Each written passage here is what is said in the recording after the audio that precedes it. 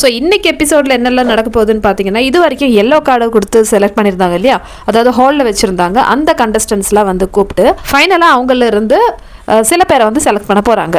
So இது வரைக்கும் வந்து 21 பேர் வந்து ஜட்ஜஸ் எல்லோ கார்டு கொடுத்து ஹாலில் வச்சுருந்தாங்க. அந்த 21 பேரும் வந்து உள்ளே வராங்க. ஜட்ஜஸே சொல்கிறாங்க, இவ்வளோ பேரை வந்து நாங்கள் ஹாலில் வச்சுட்டோமா, ஐயோ சரி ஓகே, அப்போ இதிலேருந்து 10 பேர் தான் வந்து க்ரீன் கார்டு கொடுத்து நாங்கள் அடுத்த ரவுண்டுக்கு வந்து அனுப்ப போகிறோன்னு சொல்கிறாங்க. சரி, இந்த காம்படிஷன் எப்படி இருக்க போகுதுன்னு பார்த்தீங்கன்னா, இப்போ எல்லாரும் வந்துட்டாங்க. 27 பேர் இருக்காங்க, இன்க்ளூடிங் அந்த ட்வின்ஸ். ஸோ இவங்களெல்லாம் வந்து பேச வச்சு வேடிக்கை பார்க்க போகிறாங்க. அதுதான் நடக்க போகுது மக்களே. யூஸ்வலாக இப்போ பிக் பாஸில் வந்து ஒரு சண்டை, நம்ம ஒரு எபிசோடில் வந்து ஒரு சண்டை 2 சண்டை அந்த மாதிரி பார்க்கலாம். ஆனால் ஒரு எபிசோட்லேயே வந்து 21 பேர் வந்து இண்டிவிஜுவலாக சண்டை போட்டால் இப்படி இருக்கும். அதுதான் வந்து இன்றைக்கி எபிசோடில் நடக்க போகுது. ஸோ எல்லா கண்டஸ்டன்ஸ்க்கும் வந்து ஒரு பேப்பர் ஒன்று கொடுத்துருக்காங்க. அதில் என்ன எழுதணும்னா, இப்போ இவங்க எதனால் பிக் பாஸ்க்கு வரணும், அதே மாதிரி உங்களுடைய ஸ்ட்ரென்த் என்ன அப்படிலாம் சொல்லிட்டு எழுதணும். ஆனால் இது வந்து இதுக்கு முன்னாடி நடந்த ரவுண்டு இருக்கு இல்லையா, இன்ட்ரடக்ஷன் ரவுண்டில் சொன்ன ரீசன் இருக்கக்கூடாது. ஸோ சொல்லாத ரீசன் தான் வந்து எழுதணும். எல்லா கண்டஸ்டன்ஸும் வந்து கொடுத்த டைமுக்குள்ளே முடிச்சிடுறாங்க. ஸோ அவங்கள பற்றி சில குறிப்பெலாம் வந்து எழுதியிருக்காங்க. அதே மாதிரி என்ன பிடிக்கும், எதனால் வரணும்னு சொல்லிட்டு நிறைய விஷயங்கள் வந்து எழுதியிருக்காங்க. இப்போ ஜட்ஜஸ் வந்து ஒரு கண்டஸ்டண்ட்டை கூப்பிட்டு கேள்வி கேட்கணும். ஆனால் இந்த வாட்டி ஜட்ஜஸ் எதுவும் கேட்க மாட்டாங்க. கூட இருக்கிற மற்ற கண்டஸ்டன்ஸ் இருக்காங்க இல்லையா, அவங்க தான் வந்து இவங்கக்கிட்ட வந்து கேள்வி கேட்கணும். அதாவது இவங்க என்ன எழுதியிருக்காங்களோ அது வந்து எதனாலன்னு சொல்லிட்டு எக்ஸ்ப்ளனேஷன் கேட்கணும். என்ன கொஸ்டின் வேணாலும் கேட்கலாம். ஆனால் கொடுத்த டைமுக்குள்ளே ஒவ்வொரு கண்டஸ்டண்ட்டையும் வந்து பதில் சொல்ல முடியாத அளவுக்கு வந்து இவங்க கேள்வி கேட்டு ப்ரெஷர் பண்ணணும். ஸோ அந்த மாதிரி இவங்க பண்ணிட்டாங்கன்னா கேள்வி கேட்டவங்க ஜெயிச்சுட்டாங்க. இதுதான் வந்து போட்டி. ஸோ இதில் என்ன ஜட்ஜஸ் டெஸ்ட் பண்ணுற விரும்புகிறாங்கன்னு பார்த்தீங்கன்னா, இப்போ இந்த போட்டியாளர்கள் இருக்காங்க இல்லையா, அவங்களுடைய ஸ்பிரிட் எப்படி இருக்குது, அவங்களுடைய இந்த காம்படிட்டிவ் ஸ்பிரிட் எந்த அளவுக்கு இருக்குது, ஸோ எந்த அளவுக்கு வந்து அவங்க வந்து சண்டை போடுவாங்க, எப்படி வந்து சண்டை போடுவாங்க. இப்போ கோவம் ஆயிடுச்சுன்னா சில பேர் பல விதமாக வந்து ரியாக்ட் பண்ணுவாங்க. ஆனால் இப்போ இந்த வந்த கண்டஸ்டன்ட்லாம் வந்து எப்படி ரியாக்ட் பண்ண போகிறாங்க, அவங்களோட ஸ்டாண்டர்ட் எப்படி இருக்குன்னு சொல்லிட்டு தெரிஞ்சுக்கிறதுக்காக தான் வந்து இந்த மாதிரி ஒரு டெஸ்ட்டு. ஒவ்வொருத்தராக வராங்க. ஆனால் மீதி கண்டஸ்டன்ஸ்லாம் வந்து செம்மையாக வந்து கேள்வி கேட்குறாங்க. எதனால நீ வந்த, ஏன் அந்த ரீசன், இந்த ரீசன் சொல்லிட்டு போட்டு குடஞ்சி எடுத்துட்டாங்க. இதில் மெயினாக நல்லா பேசின சில கண்டஸ்டண்ட்டை பற்றி சொல்கிறேன். மணிவண்ணன், கரிஷ்மா, இவங்கெல்லாம் வந்து பிச்சு உதறாங்கன்னு சொல்லலாம். ஆப்போசிட்டில் இருக்கிற கண்டஸ்டன்ஸ்லாம் கேட்ட கேள்விக்கு வந்து ரொம்ப இன்ட்ரெஸ்டிங்காக வந்து பதில் சொன்னாங்க மணிவண்ணனோட ரீசன் என்னென்னா, நான் வந்து நாரதன் வேலை பண்ணுவேன், நான் இருந்தேன்னா வீட்டில் வந்து எல்லா இடத்துலையும் வந்து என்னெல்லாம் வந்து பண்ண முடியுமோ அதெல்லாம் வந்து பண்ணி வச்சுருவேன், அதே மாதிரி அங்கேயும் எங்கேயும் மூட்டி விட்டுருவேன், ஸோ டைம் பாஸ்க்காக என்ன வேணாலும் பண்ணுவேன் அந்த மாதிரி சொல்கிறாங்க.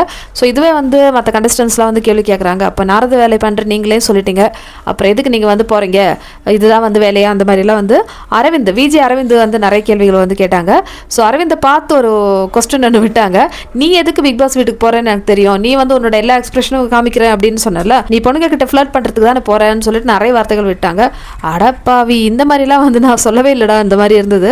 ஆனால் அரவிந்த், கரிஷ்மா, மணிவண்ணன் இவங்கெல்லாம் வந்து செம்மையாக பேசினாங்க மக்களே. ட்வின்ஸோட கேள்விகள் எப்படி இருந்ததுன்னு பார்த்தீங்கன்னா, அவங்களுக்கு வந்து சரியாக பதில் சொல்லவே தெரியல, அந்த மாதிரி இருந்தது. ஸோ அதே மாதிரி தான் வந்து கேஷவ் வந்து கொஞ்சம் ஃபன்னாக வந்து சொல்லியிருந்தாங்க இல்லையா, ஆனால் கொஞ்சம் ஓவராக வந்து இந்த கண்டஸ்டன்ஸ்லாம் வந்து கேட்ட கேள்விக்கு வந்து ஒரு ரெஸ்பெக்ட் இல்லாத மாதிரிலாம் வந்து மார்க் பண்ணி காமிச்சாங்க. ராஜியும் சொன்னாங்க, அந்த மாதிரிலாம் நீங்கள் பேசக்கூடாது, ஏன்னா இப்போ ஒருத்தவங்க கேள்வி கேட்குறாங்கன்னா அவங்களுக்கு வந்து ரெஸ்பெக்ட் கொடுக்கணும், நீ அந்த மாதிரி பண்ணல. நெக்ஸ்ட்டு அபிநயா வந்து சூப்பராக வந்து பேசியிருந்தாங்க. நிறைய கேள்விகள் வந்து அவங்க கேட்டுகிட்டே இருந்தாங்க. ஐஸ்வர்யா வந்ததுலேருந்து நான் தான் டைட்டில் வின்னர், நான் தான் வின்னர் ஆக போகிறேன் அப்படின்னு சொல்லிட்டு கத்திட்டு இருந்தாங்க. ஸோ அவங்களோட பேச்செலாம் வந்து அந்தளவுக்கு இல்லை. அதே மாதிரி டிரான்ஸ்ஜெண்டர்ஸ் இவங்க 2 பேரும் வந்து பேசினாங்க. ஸோ இவங்களாலையும் வந்து அந்தளவுக்கு வந்து பதில் சொல்ல முடியலைன்னு தான் சொல்லலாம். கரிஷ்மா, அரவிந்த்லாம் வந்து செம்ம எனர்ஜெட்டிக்காக வந்து பேசினாங்க. கரிஷ்மாலாம் வந்து ஸ்டாப் பண்ணவே இல்லை, கேட்ட கொஸ்டின்ஸ்க்கும் ஆன்சர் பண்ணியாச்சு. அதே மாதிரி அவங்களும் வந்து நிறைய கேள்விகள் கேட்டாங்க, அரவிந்த் அண்ட் கரிஷ்மா. ஸோ இவங்க 2 பேரையும் வந்து ராஜுபாய் என்ன சொன்னாங்கன்னா, அதாவது இப்போது அரவிந்த் போய் நின்றுட்டு இருந்தாங்க. ஸோ அரவிந்த் தான் வந்து ஆன்சர் பண்ணணும், ஆனால் கரிஷ்மா வந்து எந்த கேள்வியும் கேட்கல. ஸோ அதுக்கு வந்து கடைசியில் ராஜு என்ன சொன்னாங்கன்னா, நல்லா புரிஞ்சிச்சு தம்பி, நீ கரிஷ்மாவை எப்படி வந்து கேள்வி கேட்காம வந்து அப்படியே தடுத்து வச்சிருக்க, அதான் உன்னோட டேலண்ட்னு சொல்கிறாங்க. ஸோ கரிஷ்மா என்ன சொன்னாங்கன்னா, அப்படிலாம் இல்லை, நான் என்னோட கேள்வி வந்து பக்கத்தில் இருக்கிறவங்க சொல்லிட்டேன், அவங்க தான் வந்து கேட்குறாங்கன்னு. என்ன இருந்தாலும் கரிஷ்மா அண்டு அரவிந்த் இப்போவே வந்து செம்ம கெமிஸ்ட்ரி. இவங்க பேசுகிறதெல்லாம் பார்க்கும்போது பரவாயில்லையே, நம்ம செலிப்ரிட்டிஸை வந்து உள்ளே விட்டுட்டு அவங்க எதுவும் கண்டென்ட் கொடுக்காம சும்மா சாப்பிட்டு மொக்க போட்டுட்டு இருப்பாங்க இல்லையா, அந்த மாதிரி பண்ணுறதுக்கு இந்த மாதிரி ஆளுங்களை வந்து இறக்கி விடுங்க. எதுக்கு வந்து இந்த தேவையில்லாமல் செலிப்ரிட்டிஸையே உள்ளே இறக்குறீங்க? இந்த மாதிரி இன்டர்வியூ பண்ணிவிட்டு ப்ராப்பராக உள்ளே அனுப்பியாச்சுன்னா எங்களுக்கும், அதாவது மக்களாகி எங்களுக்கும் வந்து ஓகே இந்த பர்சன் இப்படி தான் இருப்பாங்க, இவங்க இப்படி தான் வந்து பதில் சொல்லுவாங்கன்னு சொல்லிட்டு எங்களுக்கும் தெரியும்.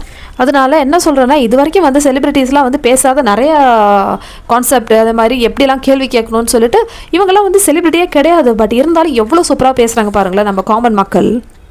ஸோ இதுதான் வந்து மக்களுடைய பவர். ஏன்னா இவ்வளோ சீசனாக பிக் பாஸ் பார்த்துருக்கோம்ல, என்ன பேசணும் பேசக்கூடாது தெரியாதா என்ன?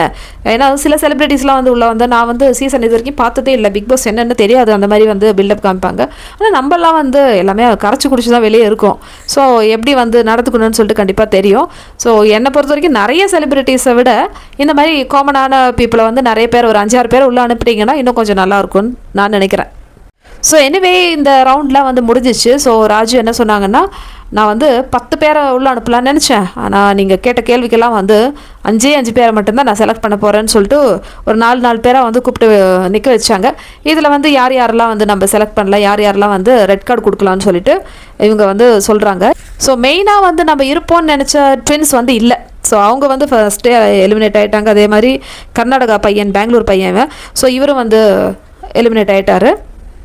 அடுத்தது அபிநயா இருக்காங்க, ஐஸ்வர்யா வந்து வெளியே போயிட்டாங்க. சரி, இப்போ யாரெல்லாம் வந்து கடைசியில் அந்த 5 கண்டஸ்டன்ஸுன்னு சொல்லிட்டு பார்க்கலாம். ஆனால் எல்லாரையும் கூப்பிட்டு நிற்க வைக்கிறாங்க. இப்போ வெளியே போனவங்களாம் போயிட்டாங்க. இப்போதைக்கு வந்து 10 பேர் இருக்காங்க இல்லையா, இப்போ டாப் 10 முடிஞ்சிச்சு. இப்போ இந்த டாப் 10 கண்டஸ்டன்ஸ்லாம் வந்து நிற்கிறாங்க.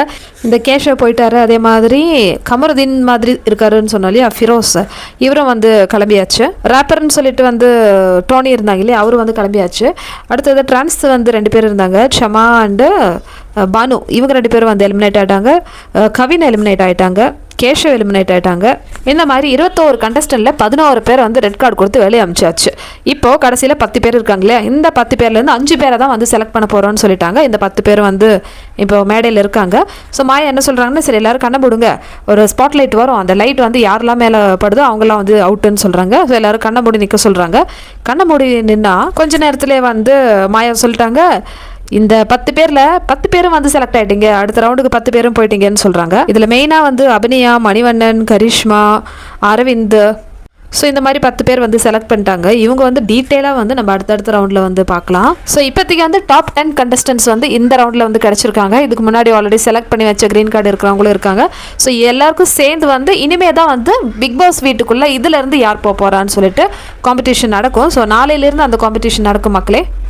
ஸோ கிட்டத்தட்ட வந்து இன்னொரு 2 வாரம் இருக்கும் மேக்ஸிமம். ஸோ அதுக்குள்ளே வந்து இந்த காம்படிஷன் முடிஞ்சு நம்ம பிக் பாஸ் வந்து உடனே செப்டம்பரில் ஸ்டார்ட் பண்ண போகிறாங்க. அதுக்கான இன்ஃபர்மேஷன்லாம் வந்து நம்ம அடுத்தடுத்த வீடியோவில் வந்து பார்க்கலாம்.